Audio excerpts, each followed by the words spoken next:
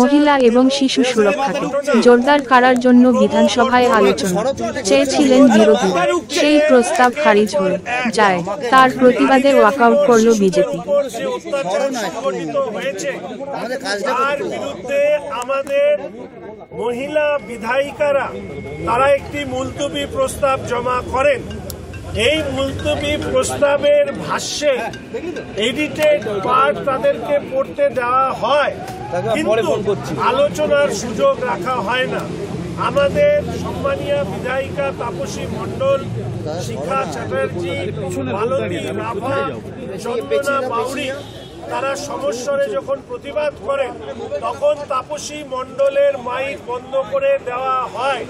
আসলে তাপসী মণ্ডলের যে মাইক বন্ধ করে দেওয়া হয়েছে সেই মাইক পশ্চিমবঙ্গের অসংখ্য নারী শিশুদের হয়ে কথা বলার মাইক ছিল।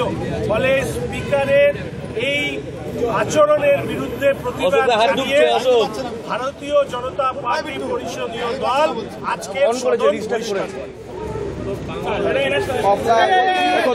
তুমি শুনলে এবং ডিসকাশন অ্যালাউড করে।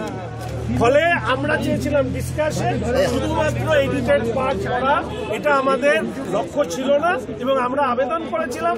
উনি সেই আবেদনে কর্ণপাত না করে মাইক বন্ধ করে দেওয়ার জন্যই আমরা আজকে সদন থেকে বেরিয়েছি। বেরোনোর পরও বিশ্বনাথ চারক তিনি অনেকক্ষণ বিধানসভার ভেতরে ছিলেন, সঙ্গে কথা বলছেন, কোনো অশুভ ইঙ্গিত নাকি? আমি এই ঘটনাটা আমি জানি না, তবে বিশ্বনাথ সিনিয়র মোস্ট এমএলএ, যেখানে পরিষদীয় দলের সবাই বেরিয়ে যাচ্ছে, তিনি তার ভেতরে থাকাটা আমার মনে হয় না সঠিক হয়েছে। তবে উনি আমাদের বর্ষিয়ান এমএলএ, আমি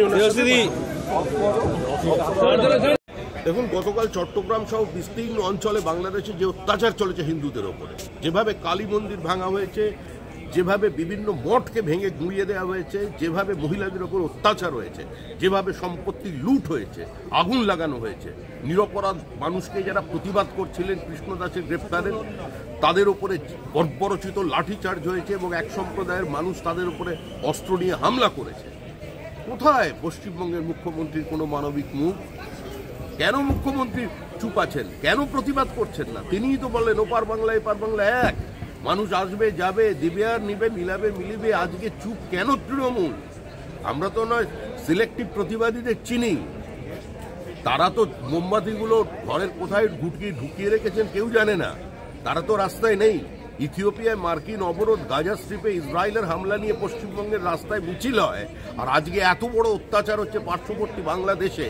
ওই ঘোষ বোস গুহ মিত্র, ওই সরকার মণ্ডল ঢোল পোদ্দার, ওখানের গুপ্তা জয়সওয়াল, ওখানের জৈন, ওখানের রাজবংশী, ওখানের মতুয়া, আমাদের রক্ত, আমাদের ভাই, তারা মারা যাচ্ছে, একটা শব্দকে উচ্চারণ করতে পারছেন না। কোনো প্রতিবাদ হচ্ছে?